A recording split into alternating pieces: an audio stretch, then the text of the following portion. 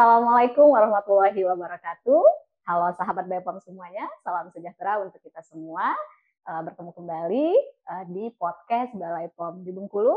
Pada kali ini edisi ulasan tentang kegiatan intensifikasi pengawasan pangan oleh substansi pemeriksaan Balai POM di Bengkulu. Nah, di sini sudah hadir bersama kita yaitu Ketua Tim Deputi 3 Substansi Pemeriksaan Ibu Mukhlisah SSIAPT. Apa kabar Ibu? Alhamdulillah sehat. Sehat ya Luar Ibu ya, biasa. luar biasa. Kesibukannya apa nih Bu hari-hari ini?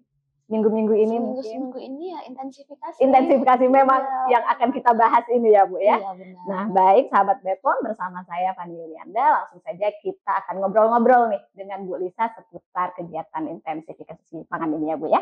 Iya. Mungkin sebelum kita masuk ke kegiatannya, nah sebenarnya intensifikasi pangan atau intensifikasi pengawasan pangan ini apa sih Bu? Mungkin sahabat BPOM banyak yang belum tahu nih apa sih maksudnya. Oke, gini ya, intensifikasi pangan itu merupakan sebenarnya sih seperti pengawasan rutin biasa. Ya. Hanya saja karena biasanya menjelang hari raya itu kan tingkat suplai produk makanan ke masyarakat itu meningkat. Ya, betul. Baik Lebaran, Natal, itu kan pasti permintaan pangan meningkat. Ya. Karena permintaan pangan meningkat, otomatis jumlah pangan yang ada di pasaran meningkat, jadi kita juga perlu meningkatkan pengawasannya. Betul sekali. Sehingga disitulah kita melakukan intensifikasi ini. Jadi sama seperti kegiatan rutin pengawasan, hanya saja jumlahnya ditingkatkan. Jumlah pengawasannya yang ditingkatkan. Seperti itu ya Bu ya. Nah kemudian kenapa sih Bu pengawasan ini, intensifikasi pengawasan pangan ini perlu dilakukan gitu? Kenapa? Ya karena pada saat seperti ini orang itu sibuk. Betul. Ya benar kan, orang-orang itu sibuk. Pelaku usaha sibuk, yang punya toko itu sibuk. Banyak barang masuk sehingga pengawasan mereka sendiri terhadap produk pangan yang ada di tempat mereka itu menjadi berkurang. Betul. Disitulah kita perlu masuk untuk ketika kita turun, pemilik sarana akan lebih aware. Jadi lebih aware, jadi mereka akan lebih meningkatkan kewaspadaannya. Ya, jadi untuk mengelola produk pangan yang ada di sarana mereka terhadap batasan-batasan ketentuan peredaran yang memang ditentukan seperti itu. Jadi kayak misalnya karena produk barang masuk banyak, jadi jangan sampai akhirnya numpuk, yang produk lamanya masih numpuk, yang baru malah yang keluar. Akhirnya kan jadinya barangnya expired seperti itu. Harus memperhatikan first in first out-nya itu ya. Baik. Nah, kemudian bagaimana nih Bu metode yang dilakukan oleh BPOM terkait intensifikasi pengawasan pangan ini? Untuk metodenya kami melaksanakannya seperti biasa, seperti pengawasan rutin. Cuman biasanya untuk intensifikasi ini kita mengundang lintas sektor terkait. Jadi kita pengawasannya tidak kita sendiri, tapi kita ngajak instansi lain yang memang juga terlibat dalam pengawasan produk makanan seperti Dinas Kesehatan, Dinas Perindak, Dinas Ketahanan Pangan, seperti itu. Jadi kita ada waktunya di mana kita turun bersama-sama di pasar, di toko-toko untuk melakukan pengawasan terhadap produk pangan ini. Iya. Nah kemudian apa saja nih Bu yang menjadi fokus utama oleh BPOM gitu? Mungkin yang bahan pangannya atau yang bagaimana begitu yang menjadi pengawasannya gitu? Fokusnya ada di mana? Untuk intensifikasi pangan ini fokus yang kita kejar itu adalah ke produk kadaluarsa, produk tanpa izin edar, dan produk rusak. Itu sehingga kita lebih memastikan bahwa di hari raya ini masyarakat itu bisa mengkonsumsi makanan yang aman, yang bebas dari kadaluarsa, bebas dari tanpa izin edar, dan bebas dari produk rusak. Itu tadi kan karena di awal itu kan banyak barang masuk, jadi kadang-kadang tuh mungkin sembrono kan, barang-barang itu asal turun dari kendaraan, main dilempar gitu aja, akhirnya kan kalengnya penyok, produknya belum rusak, produknya berizin edar, tetapi kan kalau produk rusak tidak boleh juga dikonsumsi. Nah, jadi kita aware-nya ketiga itu, tanpa izin edar, kadaluarsa, dan produk rusak. Jadi sehingga nanti masyarakat memang mengkonsumsi yang benar-benar aman untuk dikonsumsi. Ya, baik.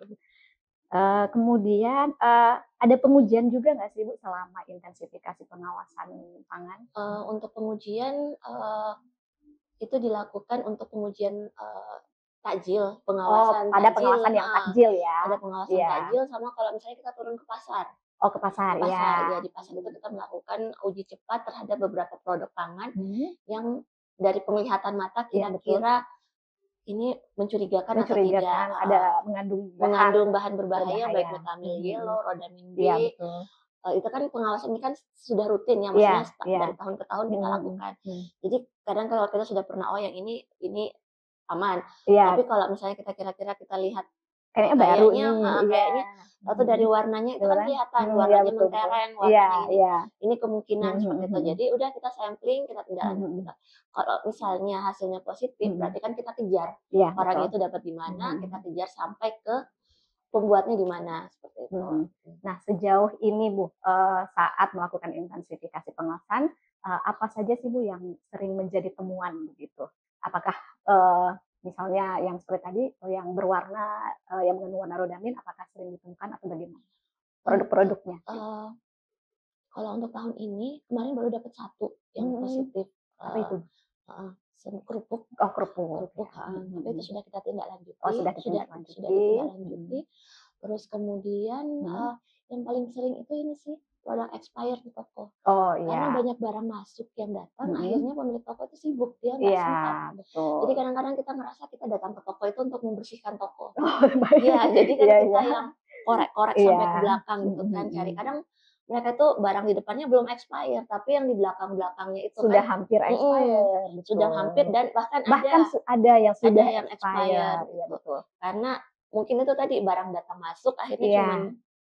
Betul sekali ya. Jadi memang bagi pelaku usaha distributor ya Bu ya, memang itu sangat diperhatikan ya, apa yang sudah yang turun duluan berarti itu yang duluan disebarkan, berarti diedarkan ke masyarakat. Berarti memang harus diperhatikan untuk mengurangi kasus ditemukannya ada yang kadaluarsa. Baik, begitu.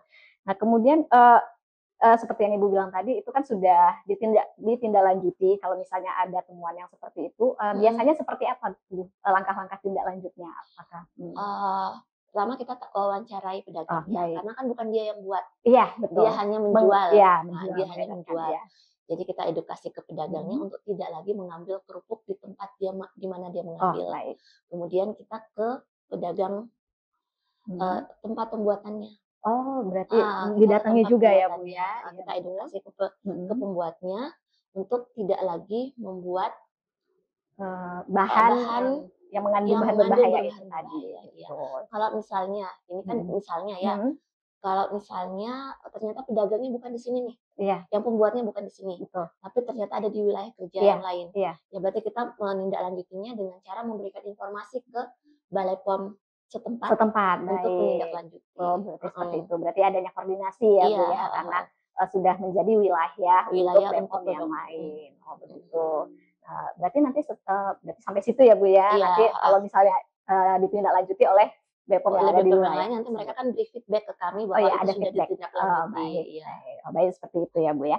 Kemudian, nah ini mungkin kalau ini untuk ke pelaku usahanya dan pedagangnya ya Bu ya. Kalau dari masyarakatnya sendiri nih, seperti apa gitu harusnya masyarakat biar aware gitu, biar mereka tahu, ternyata yang ini harus boleh dibeli, yang ini tidak. Nah, mungkin apa ya tips-tipsnya gitu bagi masyarakat.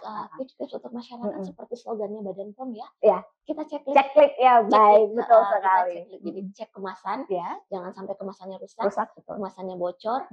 Terus kemudian kita cek label, kita perhatikan labelnya apakah memang ada alamat pabriknya, namanya, komposisinya.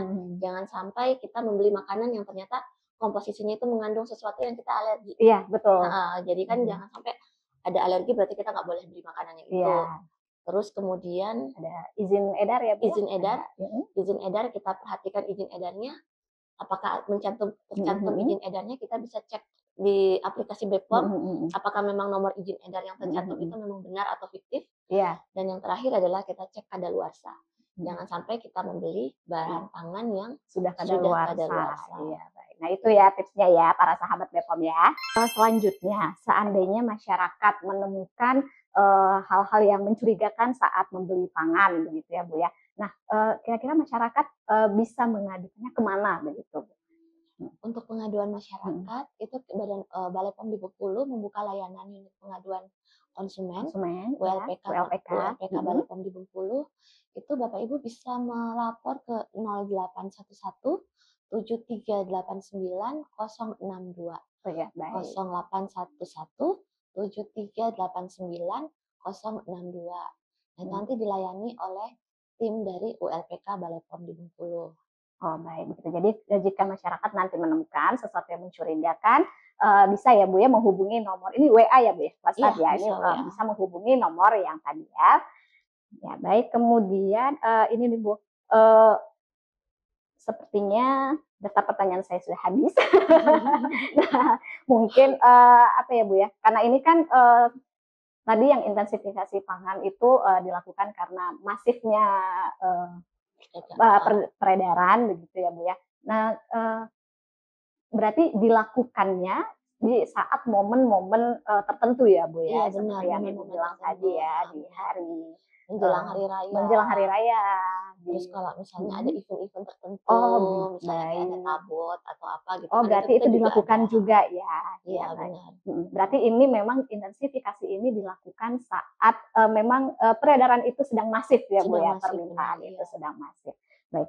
Ya, mungkin saya minta closing statement aja sih Bu dari Ibu gitu. Mungkin harapannya bagaimana mungkin dari pelaku usaha atau dari distributor, terutama masyarakat kita ya gitu kan. Mungkin apa yang Ibu harapkan bagi mereka untuk lebih waspada begitu dalam mengkonsumsi mungkin makanan ini, ya harapan Ibu lah bagaimana gitu untuk masyarakat lebih aware begitu tentang hal ini gitu. Harapan saya kepada masyarakat itu sebenarnya besar ya, karena masyarakat ini kan sebagai pengguna akhir, pengguna akhir dari produk pangan. Jadi sebenarnya jika masyarakat mau ikut melakukan pengawasan, maka proses pengawasan ini akan berjalan lebih sempurna. Oh baik. Jadi seperti misalnya kayak pelaku usaha, ketika mereka pedagang menerima produk makanannya, jangan langsung diterima begitu saja. Lakukan cekliknya. Cek dulu begitu ya. Ceklik dulu gitu kan. Kalau misalnya produknya rusak, jangan diterima. Produknya sudah dekat kadaluarsa, jangan diterima. Apalagi menjelang hari raya seperti ini, itu kadang-kadang ada satu atau dua, tidak semua. Cuman biasanya ada satu atau dua begitu ya, sales yang nakal itu menyelipkan. Jadi di antara satu tumpukan produk makanan, mungkin di luarnya expirednya masih jauh, tapi ada di dalamnya itu sudah. Nah itu jadi lebih aware, lebih memperhatikan pada saat penerimaan barang, jangan semuanya diserahkan ke salesnya untuk naruh di rak, terutama untuk retail tradisional. Betul. Biasanya kan langsung minta salesnya yang naruh di rak. Langsung taruh gitu ya. Tapi kita yang punya toko, kita yang periksa. Kalau barangnya udah oke, baru kita bilang sudah silakan taruh di rak gitu kan. Nah untuk masyarakat sebelum membeli kita cek dulu, ceklik. Terapkan ceklik tadi ya Bu ya. Terapkan ceklik. Perhatikan baik-baik produk pangan yang kita beli, jangan sampai kita sudah pulang bawa ke rumah, tahu-taunya pas sudah tidak bisa konsumsi. Iya, betul. Jadi memang itu ya untuk yang pelaku usaha tadi memang benar-benar harus ngecek ya Bu ya, apalagi di momen-momen tertentu begitu ya. Karena ya walaupun ini kita tidak tahu ya Bu ya, ada saja. Jadi benar-benar harus kita cek ya sahabat BPOM apapun itu. Baik, terima kasih Bu Lisa atas bincang-bincang kita hari ini terkait kegiatan intensifikasi pengawasan pangan dan mungkin ini membuat sahabat BPOM di rumah juga lebih tahu gitu, lebih aware juga dan nantinya mungkin lebih memahami begitu bagaimana dari kita sendiri sebagai konsumen kita harus menerapkan yang namanya ceklik sebelum membeli pangan karena itu akan kita konsumsi. Baik, terima kasih Bu Lisa atas kesempatannya sudah hadir di podcast Balai POM di Bengkulu. Iya, sama-sama Bu. Dan kemudian untuk sahabat BPOM yang ada di rumah, jangan lupa dukung kita juga untuk nonton podcast kita ini, kemudian like, komen, dan subscribe ya, jangan lupa. Dan kita juga ada media sosial lainnya untuk para sahabat BPOM mengetahui seputar informasi obat dan makanan, yaitu kita punya Facebook Balai POM di Bengkulu, kemudian kita ada X @BPOM Bengkulu, kita juga punya Instagram BPOM.Bengkulu, Dan ada website kita juga bengkulu.pom.go.id. Nah, di sana para sahabat BPOM juga bisa mendapatkan informasi seputar obat dan makanan. Kemudian saya punya slogan penutup ini, Bu.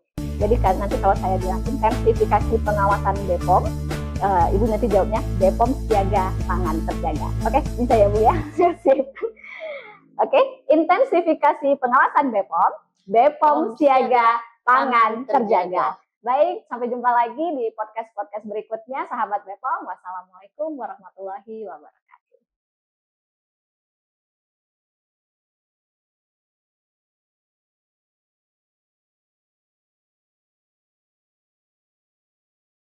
Adik Sana, jangan lupa subscribe, share, like, dan komen media sosial kita ya.